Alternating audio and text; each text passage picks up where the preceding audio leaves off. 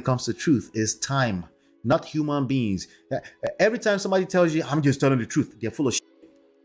Usually, I don't care if it's a pastor, they're usually full of shit. And these are sizable books, they're minimum 200 pages. You can download them absolutely for free by simply going to, for example, this one, you just go to getmymarriageback.com, smartrealestatewholesaling.com, realestatemoneysecrets.com. So yes, I am a 3 times author. Those books are out there for your consumption, and they are also available everywhere on Amazon, anywhere that you pick up books. So in case you prefer a physical book like that, play fair. In romantic relationship, all is fair. You just have to look at what is good for you. Make sure you're not pouring from an empty cup. Make sure you're taking care of yourself so you can have enough love in yourself to pour into the other partner. But you go into a relationship to give, period, not give and take. I know you've never heard that before. Give and take as a mindset put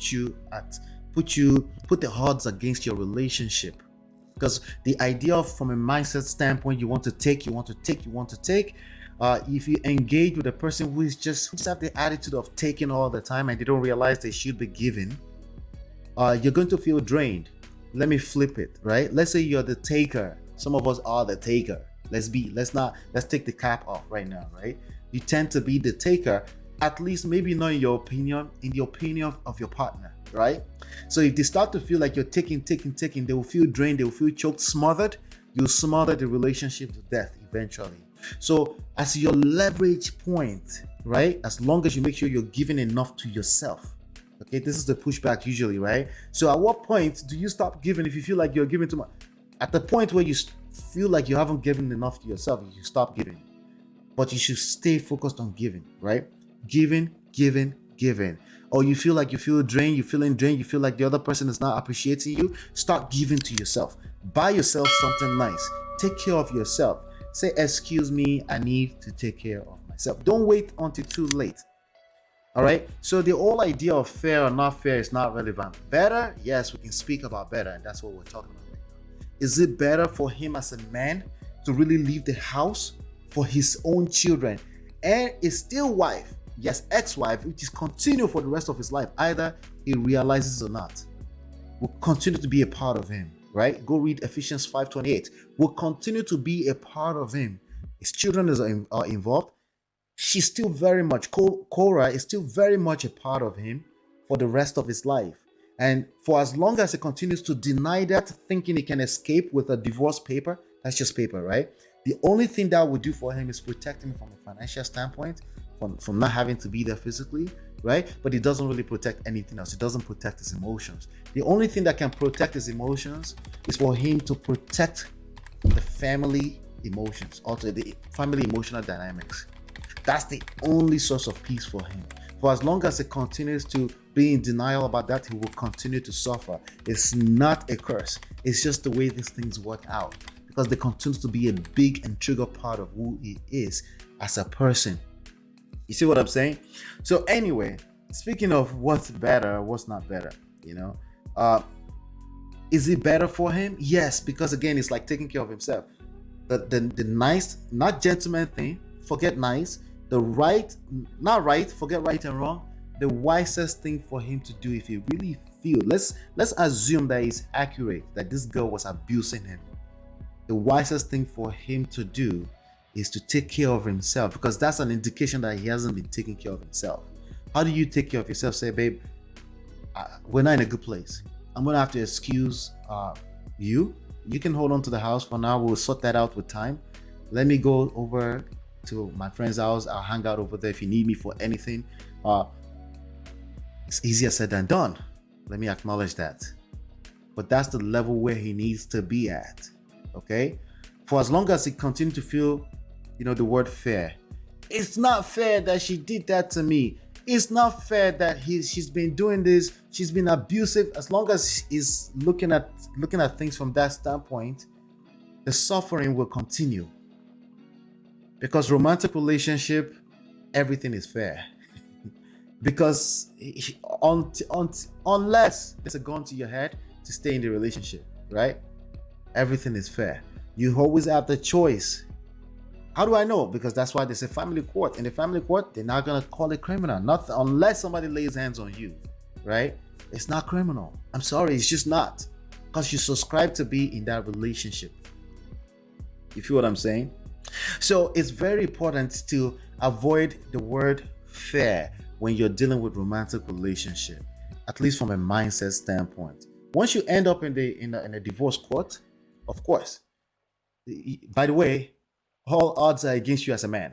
Okay, you're basically fucked if you end up in a divorce court, right? In most places, because socialization still wins, even against what is written down in the laws, right? Because it's still at the discretion of a judge, and God help you, you fall in the hands of a woman judge. That's why I keep saying this. Don't wait until you get into that position. Don't wait until you get into a position that you're now about to give it. Don't wait until you become a Will Smith and going on a stage to smack another man. Don't do that. Take care of yourself right now. Sometimes the excuse said, babe, I need to take a ride. I need to take a ride. Stop engaging in toxic argument with your woman. Avoid arguments with women. You can't win. You will lose 100% of the time. It may look like you're winning right now in this present. I guarantee you you're losing. Mid to long term, it will show. And I will continue to bring you case studies like this. Okay? You will lose. So how do I know that he was arguing? Because he put out a video of him arguing with his wife. I didn't make that up, right? He put out the video. That was him. He put out that video, right? So this guy is basically just made a bunch of mess of his family, and that doesn't mean he didn't need a divorce. He could have wanted a divorce, and he can still divorce in a way. The people do that all the time. And you can divorce in a way that's amicable. You can keep the family sacred. The word I was looking for earlier is that family and marriage has to remain sacred. If you find yourself in a position where you're about to drag your family through the mud because of how you feel in the moment, stop. Count down 30 seconds. Take a shower. Go and sleep over it. Okay. After 24 hours, if you still feel the same way, seek good counsel. Stay away from all cameras, especially the ones that look like phones. Disconnect from the internet if you need to do that. People on the internet don't give a shit. They are weirdos. Not you, of course, right? Not my viewers, right? They're weirdos. They will connect their pain with yours. Something will hit a nerve. They will drag your story like the way they're dragging Will Smith and his wife right now through their own bullshit that they never healed from. And it'll get worse for you. For every time you read comments, it just gets worse. It's like a vicious cycle. It just gets worse, right? That's why I said right now, if you feel terrible, stop. Take a shower. Drink some water. Go take a nap. Sleep over it overnight.